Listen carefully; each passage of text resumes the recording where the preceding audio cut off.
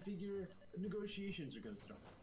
But Hideyoshi thinks they're there to give him tribute, so he accepts their gifts, gets drunk with them, and then never sees them again. So they're just sitting there in his palace, completely unable to get a meeting with Hideyoshi, as he thinks he's done with them, and why should he have to waste his time with them as these are new vassals of his, and shouldn't he just be waiting till they bring him the next round of tribute? Of course, nobody tells the Korean ambassadors that's what's going on either. So they're sitting there getting more and more steamed, and eventually they just pack up and head back to Korea and tell everyone how rude the Japanese is. And they tell everyone that Hideyoshi's baby peed on him during the meeting, but that's a whole nother story. Anyway, this happens basically 100% of the time. People alter or simply don't communicate pretty much every message between King Shanjo and Hideyoshi. That every single one they try and send each other, somebody's rewriting. Which is both the reason this war happened in the first place, and the reason that it took them like a half decade for everybody to realize that they were actually going to war.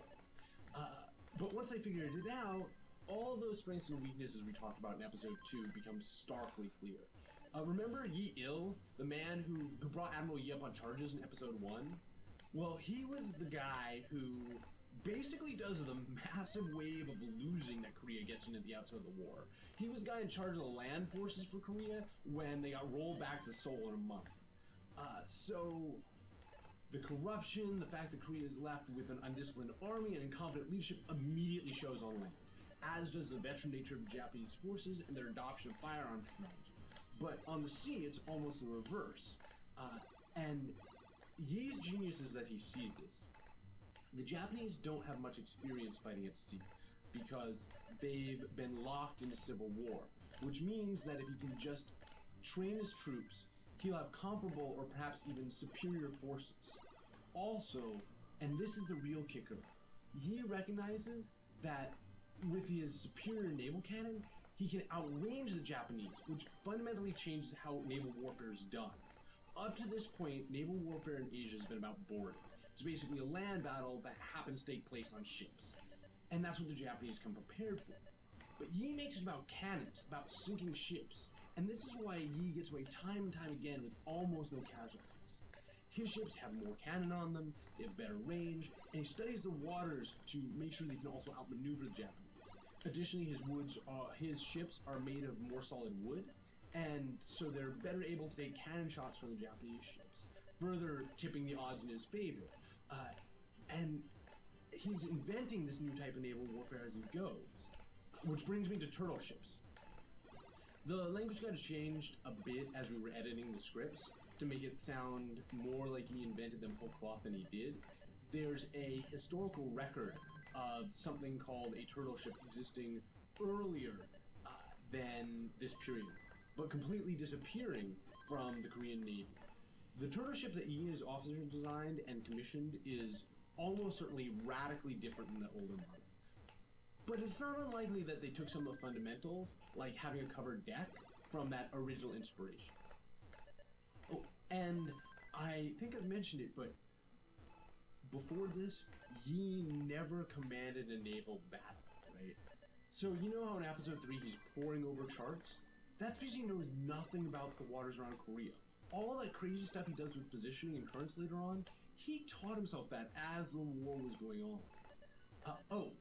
And I should really talk about the war from the other side for a moment, because remember how in the Sengoku Jidai episodes, Tokugawa and his clan just don't go to Korea? Well, that's a big part of why when Hideyoshi dies, Tokugawa is able to sweep aside Hideyoshi's dynasty and bring about a lasting peace. Basically, every other major clan, especially the allies of Hideyoshi, are completely exhausted by the war in Korea. Meanwhile, Tokugawa has been able to use all this time to consolidate his gains from the rest of the Sengoku period, to rest and drill his troops, and to build up his war chest. If Korea hadn't happened, Tokugawa probably would have met a lot more resistance, but because of this adventure, after Sekigahara, everybody's just worn out and gives in. Oh, and in episode 4, when Korea and Japan hit a stalemate and try and work out peace, well, basically the same thing happens as happened at the start of the war. Just like earlier negotiations, essentially none of the messengers deliver any of the messages they're actually given. Instead, they rewrite them along the way, to the point where, for a while there, both sides think the other has surrendered. L to diplomacy. But on a totally different note, something that I hope I did right in this, but I'm not entirely sure, some of the sources I used listed dates in the modern Gregorian calendar, and others used the traditional calendar. Where they were using the traditional system, I always tried to remember to convert it to Gregorian to keep everything consistent and give everybody watching a better sense of what season it was when things were happening, as that's actually pretty important for some of the naval decisions. But don't trust me 100%.